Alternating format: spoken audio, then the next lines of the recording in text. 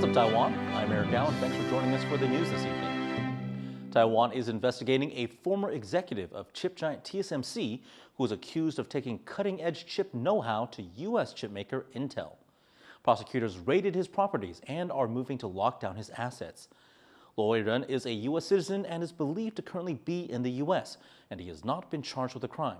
However, the probe could touch on national security and trade secrets. Chris Gorn reports.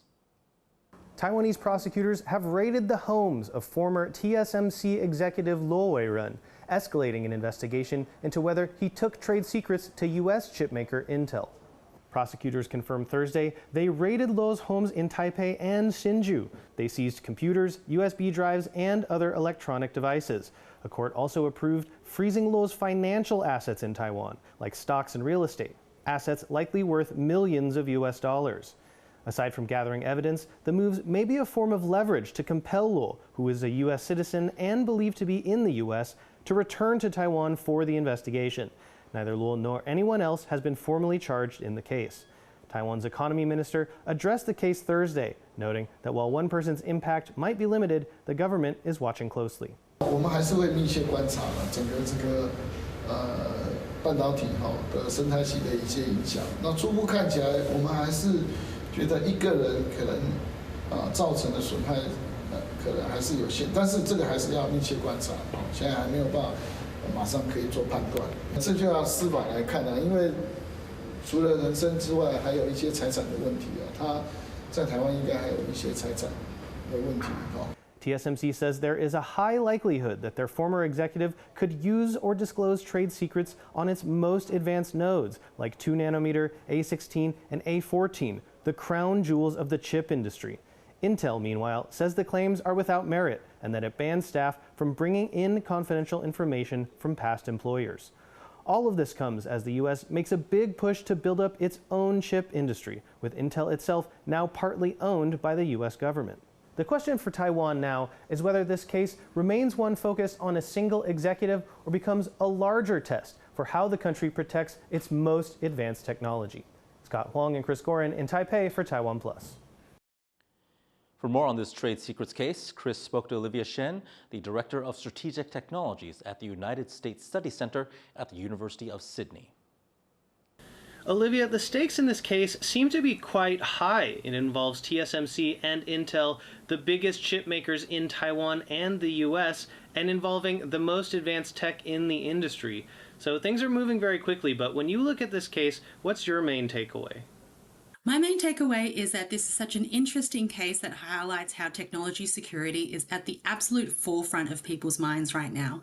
Now, we've spoken a lot about sort of the kind of export controls and other levers that you can use to control the access to the physical hardware and the infrastructure, but the most difficult thing to control is, in fact, people. Now, this case comes at a very sensitive time in U.S.-Taiwan relations. The two countries are negotiating a trade deal, which is reported to involve many aspects related to the semiconductor industry, especially as the U.S. attempts to bolster its domestic chip capacity. Do you think that cases like this could create some friction in that relationship?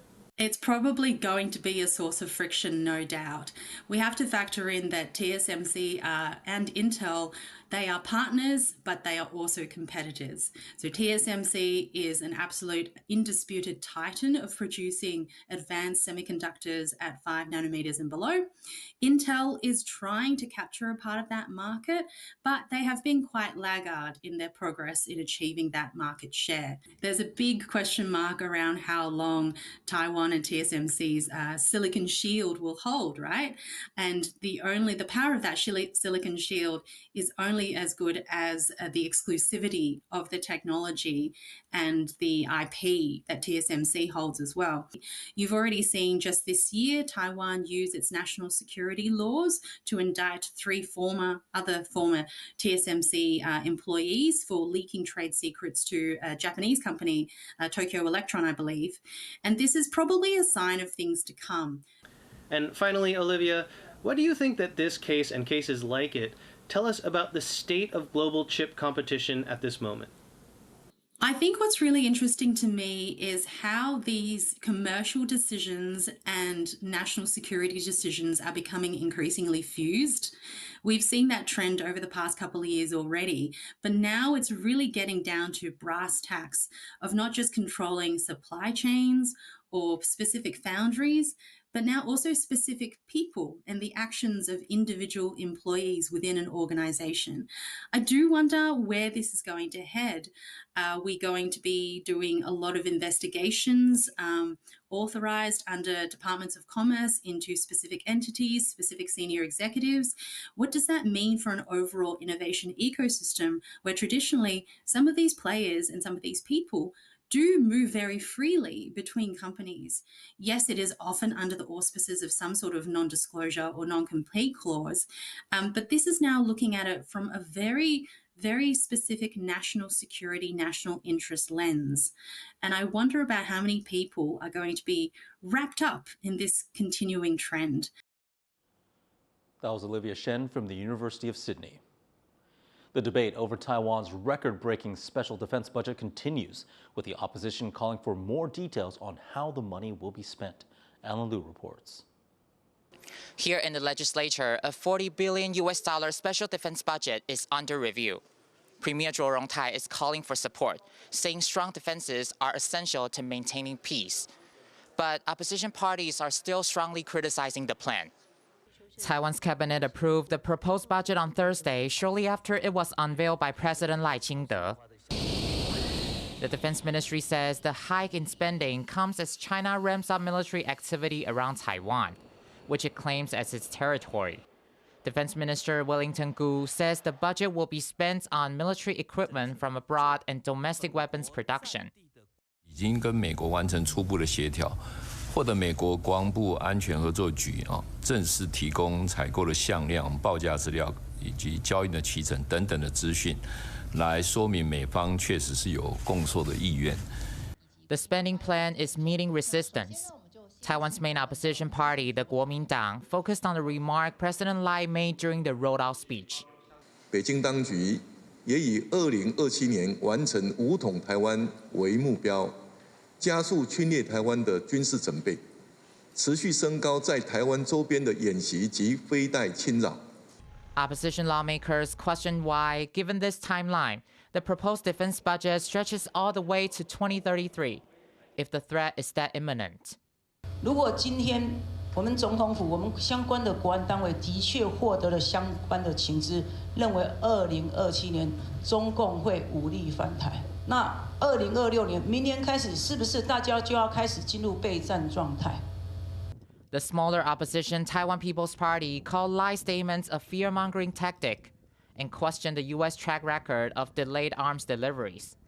里面包括有2000多亿的买66架的 F-16V， 请赶快送到台湾，到目前一架都还没有来。 Although Taiwan is looking to purchase big-ticket items like American fighter jets, much of the budget will be spent on domestic industries, producing things like drones and missile defense. With the legislature set to review the budget, there are now calls for President Lai Ching-te to appear before lawmakers and explain directly how the money will be used. Fu Hua-hong and Ellen Lu in Taipei for TaiwanPlus. This Sunday, Hondurans head to the polls to vote for their next president, and relations with China and Taiwan have emerged as key political issues for voters. Cadence Granta has more on how this election could be a landmark moment for Taiwan's global partnerships.